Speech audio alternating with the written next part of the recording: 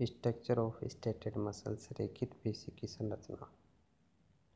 जैसा कि हम पूर्व में देख चुके हैं, रेखित पेशी को हम क्या बोलते हैं, कंकाली पेशी भी बोलते हैं, क्योंकि ये किससे जुड़ी रहती है, कंकाल से जुड़ी रहती है, स्केलेटन से जुड़ी रहती है, इसीलिए इसे स्केलेटन मसल्स भी बोलते हैं। एक कंकाली पेशी या रेखित पेशी की अगर हम संरचना की बात करें तो यहाँ हमें डायग्राम में दिखाया गया है, ये क्या है, एक रेखित पेशी है। इस रेखित पेशी का निर्माण अनेक फेसिकुली पुलिकाओं से मिलकर होता है, और ये फेसिकुली या पुलिका किससे मिलकर बनी हुई होती हैं, अनेक पेशी तंतु से मिलकर बनी होती है। और पेशी तंतु भी खुद पेशी तंतुओं के अंदर भी क्या पाए जाते हैं, पेशी तंतु पाए जाते हैं। तो इस तरीके से हम कह सकते हैं कि पेशी तंतु मसल फाइबर्स के जो बंडल होते हैं वो क्या बनाते हैं, एक फेसिकुली बनाते हैं, और इस प्रकार से सभी फेसिकुली मिलकर के किसका निर्माण करते हैं, मसल्स का या पेशी का निर्माण करते हैं। मसल फाइबर्स की बात करें कि पेशी तंतु क्या होते हैं, पेशी तंतु इलॉन्गेटेड मल्टीन्यूक्लियर सेल होती है। ये एक लंबी बहुकेंद्र की कोशिका होती है। ये तंतु लगभग 30 सेंटीमीटर तक लंबे हो सकते हैं, और इनके व्यास की बात करें, डायमीटर, ये लगभग 10 से लेकर के 100 माइक्रोन तक होता है।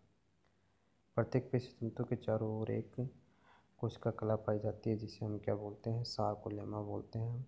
और प्रत्येक पेशी तंतु के अंदर एक अर्धतरल कोशिकीय द्रव पाया जाता है, जिसे सार्कोप्लाज्मा कहा जाता है।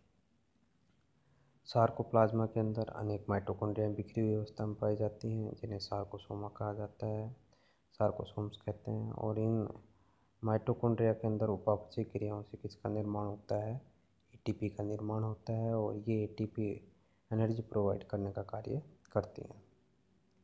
इसके साथ ही हम देखेंगे कि सार्कोप्लाज्मा में बहुत सारी फैली हुई एंडोप्लाज्मिक रेटिकुलम अंतःपर्तवीय जालिका पाई जाती है, जिसे क्या कहा जाता है, सार्कोप्लाज्मिक रेटिकुलम कहा जाता है। इसके साथ ही हम देखेंगे इसके अंदर सार्कोप्लाज्मा के अंदर गोल्जी कॉम्प्लेक्स, लिपिड्स और ग्लाइकोजन के कण भी पाए जाते हैं। सार्कोप्लाज्मा के अंदर अनेक लॉन्गिट्यूडिनल फाइबर पाए जाते हैं, अनेक अनुदैर्ध्य तंतु पाए जाते हैं। इन्हें हम पेशी तंतु या मायोफाइबर्स कहते हैं। ये पेशी तंतु लंबाई में पेशी तंतु, ये जो मायोफाइबर्स हैं, ये लंबाई में मसल्स फाइबर के समान ही होते हैं, परंतु इनका व्यास है ये 1 से 3 माइक्रोन तक होता है। प्रत्येक पेशी तंतु मायोफाइबर्स सार्कोप्लाज्मा में एक दूसरे के क्या पाए जाते हैं, पैरेलल पाए जाते हैं। अगर हम पेशी तंतु मायोफाइबर्स की बात करें तो ये डार्क और लाइट रंग के बैंड इसके अंदर पाए जाते हैं, और ये बैंड एक दूसरे के अल्टरनेट होते हैं, एक दूसरे के एकांतर क्रम में स्थित होते हैं। गहरी पट्टिका है उसको ए बैंड या अनआइसोट्रोपिक बैंड भी कहते हैं।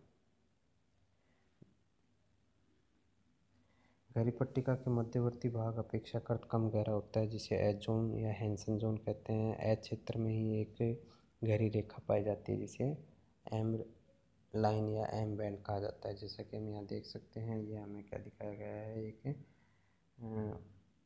डार्क बैंड दिखाया गया है, जिसे हम क्या बोल रहे हैं, ए बैंड बोल रहे हैं।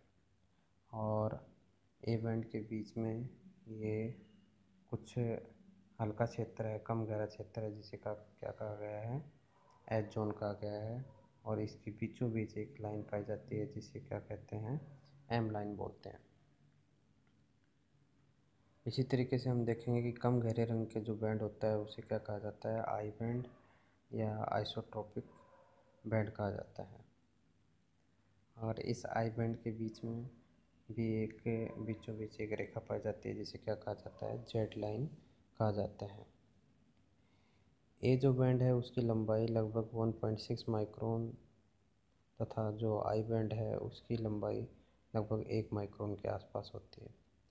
दो जो निकटवर्ती जेड लाइन होती हैं, ये एक जेड लाइन दिखाई गई है, ये दूसरी जेड लाइन दिखाई गई है। इन दोनों जेड लाइन के बीच का जो मध्य में जो पेशी तंतु उपस्थित है उसे क्या कहा जाता है? पेशी तंतु के भाग को सार्कोमियर कहा जाता है। सार्कोमियर है ये मसल फाइबर का सबसे छोटी फंक्शनल यूनिट है, एक क्रियात्मक इकाई है। तो इस तरीके से हम देख सकते हैं कि एक सार्कोमियर के अंदर एक कंप्लीट किया जाता है, ए बैंड आ जाता है। इसके अलावा इसके साइड में उपस्थित दो आई बैंड के क्या आ जाते हैं, हाफ एरिया, आधे क्षेत्र इसके अंदर सम्मिलित किए जाते हैं। तो इस तरीके से एक सार्कोमियर एक पूर्ण ए बैंड और दो आई बैंड के आधे क्षेत्र को क्या करता है, कवर करता है या इससे मिलकर बना होता है। इलेक्ट्रॉन सूक्ष्मदर्शी से देखने पर हम देखेंगे कि पेशी तंतु में दो प्रकार के फिलामेंट्स पाए जाते हैं। एक फिलामेंट प्राइमरी फिलामेंट कहलाता है जो कि 1.5 माइक्रोन लंबा व 100 एंगस्ट्रॉम जिसका डायमीटर होता है, और दूसरे प्रकार के जो फिलामेंट होते हैं उन्हें सेकेंडरी फिलामेंट बोलते हैं जो कि 2 माइक्रोन लंबे तथा 50 एंगस्ट्रॉम डायमीटर के होते हैं। जो प्राइमरी जो फिलामेंट है वो ए पट्टी के एक सिरे से दूसरे सिरे तक उपस्थित होते हैं, जबकि जो सेकेंडरी फिलामेंट है वो ए पट्टी के एक एच क्षेत्र से दूसरी ए पट्टी के एच क्षेत्र तक पाए जाते हैं और इनकी लंबाई लगभग 2 माइक्रोन होती है।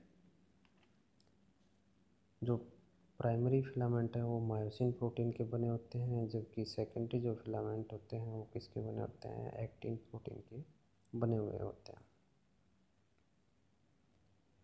पेशी तंतु में उपस्थित दोनों प्रकार के जो फिलामेंट है वो एक दूसरे से क्रॉस ब्रिज द्वारा लिंक्ड होते हैं, एक दूसरे से अनुप्रस्थ सेतुओं द्वारा बंधित होते हैं, और ये सेतु प्रत्येक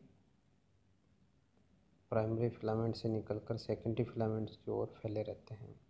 और इन अनुप्रस्थ जो सेतु हैं, ये क्रॉस ब्रिज हैं, इनसे ही पेशी संकोचन होता है, या ये पेशी संकोचन में क्या करते हैं, महत्वपूर्ण भूमिका निभाते हैं।